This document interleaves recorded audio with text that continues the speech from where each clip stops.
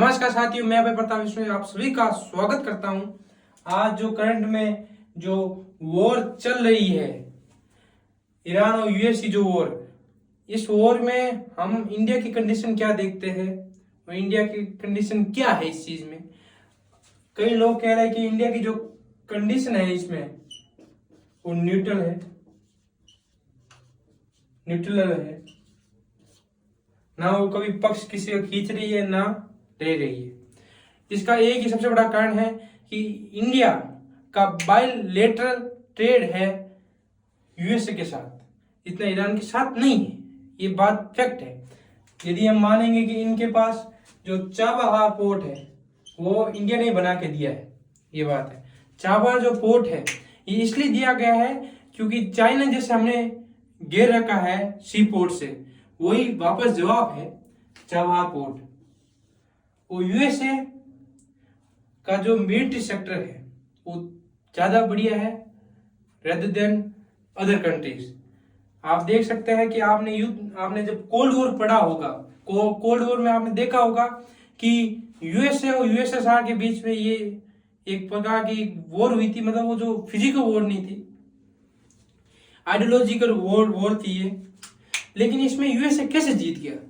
सबसे बड़ा कारण था सेक्टर, इंडस्ट्रीज और अच्छे रिलेशन। मतलब एक्सट्रीमिस्ट नहीं थे, कैपिटलिस्ट थे लेकिन एक्सट्रीम पे नहीं थे। जो सोवियत यूनियन जो था वो एक्सट्रीम था, उसके पास सेक्टर नहीं थे, मिलिट्री ज्यादा थी, न्यूक्लियर पावर यूएसएसआर के पास ज्यादा थे। लेकिन वो युद्ध हार गया 1991। डिसइंटीग्रेशन होता है यूएसएसआर का, मतलब कुछ भागों में बढ़ जाता है। और इसी का सबसे बड़ा कारण था कि यूएसए जो रहा है वो थोड़ा स्ट्रॉन्ग कंट्री रहा है। मैं ट्रम्प आए ना आए, ट्रम्प आने से कोई फर्क नहीं पड़ता। ट्रम्प एक टेम्पररी आदमी है, उसका कोई उस सेक्टर पे कुछ कर नहीं सकता। वो यही कह सकता है कि वेनेजुएला को उठा लो, उसको पकड़ लो, इतना ही कह सकता है। ठीक है, जो चीज सही में नहीं होगी, जैसे पुतिन को उठा लो तो नहीं उठ सकते पुतिन, लेकिन नहीं उठाया जा सकता उनको आसानी से। लेकिन अब आप कह रहे यूएसए कुछ है ही नहीं, ऐसा नहीं है। यूएसए बहुत गजब कंट्री है। मतलब एक मल्टीपोलर से यूनिपोलर बन जाना। मल्टीपोलर मतलब दो से एक बन जाना। पहले यूएसएसआर और यूएसए था, अब केवल यूएसए है। कोई मुद्दा आया, यूएसए की टिप्पणी बहुत ज्यादा जरूरी है। यूएसए का राष्ट्रपति इस विश्व का सबसे पावरफुल आदमी है। आप ट्रम्प कह सकते हैं ट्रम्प अच्छा नहीं है, अच्छी विचारधारा नहीं है, लेकिन वो टेम्पोररी आदमी 4 साल रहेगा फिर वापस चला जाएगा, कोई फर्क नहीं पड़ता। लेकिन यूएसए जो कंट्री है वो बहुत खतरनाक कंट्री है। एक रील में और रियल लाइफ में बड़ा फर्क होता है। रील में आप कह दो कि रशिया खतरनाक कंट्री है, रशिया ये है, लेकिन रियल बात ये है, आपको मैं बताता हूँ कि USA is powerful country. USA जितनी खतरनाक कंट्री है हम सोच नहीं सकते। एक करंट के प्रेसिडेंट को उठा लेना वेनेजुएला से कोई छोटी बात नहीं है। और इंडिया का जो कंडीशन है, इंडिया हमेशा रहा है रेशनल, ये मतलब एक प्रकार का न्यूट्रल रहा है। इस देश ने कभी भी वॉर को सपोर्ट नहीं किया है। जितने भी वॉर हुई है वो डिफेंसिव वॉर थी। 1971 ले लो, कोई ले लो, इंडिया ने कभी जाके पहले अटैक नहीं किया। इंडिया की कभी ये एक्सपेंशन की कभी विचारधारा थी भी नहीं। इंडिया केवल और केवल सभी देश की सॉवरेनिटी की रिस्पेक्ट करता है, अभी भी करता है। और अब बात आई कि आप यूएसए को क्यों सपोर्ट कर रहे हैं, यूएसए ने नहीं किया। अरे सर, आपको पता नहीं है, सबके साथ रिलेशन रखना पड़ता है, इमोशन से काम नहीं चलता। आप कह दो कि रशिया को सपोर्ट को नहीं कर सकते, कई चीजों पे हमें बनना पड़ता है। क्यों? सबसे बड़ा कारण है ट्रेड। हम अपना नुकसान नहीं कर सकते। जैसे अभी स्टेट ऑफ होर्मुज था, उस पर हमला हो गया, इजराइल ने हमला कर दिया। अब राष्ट्रपति की चले ना चले, यूएसए की तो चलती है, वो तो चलेगी। अब इंडिया की जो है, इंडिया बहुत पावरफुल कंट्री है, सभी को ये लगता है, सभी को ये अभी इतना बन रहा है। हाँ चलो, इंडिया में करप्शन है, इंडिया में कुछ चीजें है, लेकिन जब आप देखोगे कि इंटरनेट सिक्योरिटी आप कभी भी पढ़ोगे, इंटरनेट से रिलेशन पढ़ोगे, इंटरनेट सिक्योरिटी पढ़ लीजिए, कितना देश बटा हुआ है तो भी देश चल रहा है। कारण क्या है? इंडिया के सेक्टर बहुत बढ़िया है, शानदार सेक्टर है, मिलिट्री सेक्टर हो और इकोनॉमिक सेक्टर हो। जैसे हमने सुना होगा कि सेबी सबसे खतरनाक सेक्टर है, हमारे पास सेबी है, सबसे बढ़िया ये कारण था। और हमारा जो मिलिट्री सेक्टर है तो ज्यादा बढ़िया है।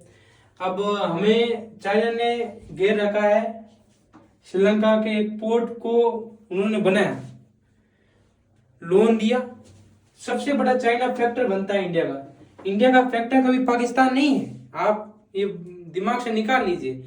हम पाकिस्तान से बहुत ऊपर है। हाँ, ऐसा हो सकता है कि हम चाइना से बहुत दूर हो, लेकिन पाकिस्तान से बहुत आगे चले गए। पाकिस्तान हमारे फैक्टर में आता ही नहीं है। चाइना हमारा सबसे बड़ा फैक्टर बनता है। चाइना ने अफ्रीका और साउथ अमेरिका सबसे बड़ा कारण बन चुका है। साउथ अमेरिका इनके अच्छे रिलेशन है, इंडिया के नहीं है, लेकिन इंडिया सबसे बड़ा फोकस कहाँ है? एशियन पे। एशियन मतलब एशिया नहीं, एशिया मतलब south side, west Asia, Iran, Iraq, वहां पे ज्यादा, क्योंकि वहां पे हमें क्रूड ऑयल लेना पड़ता है, तेल लाता है वहां से, एंड वेस्ट, इस पे ज्यादा फोकस है। अफ्रीका एक बड़ा फैक्ट है। अफ्रीका को कहा जाता है कि अफ्रीका 2050 में आगे रूल कर सकता है। क्यों? क्योंकि वहां पे यंग जनरेशन है, यंग जनरेशन आएगी, हम बूढ़े हो जाएंगे, वो यंग रहेंगे। क्योंकि हमारे यहाँ पर जो धीरे धीरे वो आयु बढ़ रही है कि बच्चे बहुत कम होने लगे, मतलब जो पॉपुलेशन ग्रोथ है वो कम होने लग गई परसेंटेज के हिसाब से। ऐसे तो होती है, डिक्रीज नहीं होती है। जैसे जापान कहा जाता है कि 50 साल बूढ़ा हो जाएगा, कोई वहां पे जवान होगा नहीं, अभी भी नहीं। और इंडिया का सबसे बड़ा फैक्टर है, इंडिया ने भी घेर रखा है। मैंने जैसे कहा, उन्होंने लीज कई जगह से घेर रखा है। जैसे ये बांग्लादेश में पोर्ट है, म्यांमार में एक पोर्ट है जो चाइना का है। चाइना ने सी से घेर रखा है, लेकिन इंडिया ने भी घेर रखा है। इंडिया ने भी पोर्ट बना दिए, चबार पोर्ट है, मलेशिया में पोर्ट है। तो इंडिया कोई आप समझते हैं इंडिया कोई कमजोर कंट्री नहीं है। इंडिया भी घेरना जानती है, इंडिया भी जवाब देना जानती है। आप समझते हैं मोदी आ गया देश लूट जाएगा। मिलिट्री सेक्टर में मोदी आए कोई फर्क नहीं पड़ता, वो जैसी है वैसी ही रहेगी। ठीक है ना? जैसे आप विचारधारा हो सकती है कि आप विचारधारा कैसी, आपकी फॉरेन पॉलिसी कैसी, वो उस पर डिपेंड हो सकती है, लेकिन मिलिट्री तो वैसी रहेगी। मिलिट्री को आप कमजोर नहीं कर सकते। यही कारण है कि सबसे बड़ा मिलिट्री सेक्टर हमने बना रखा है।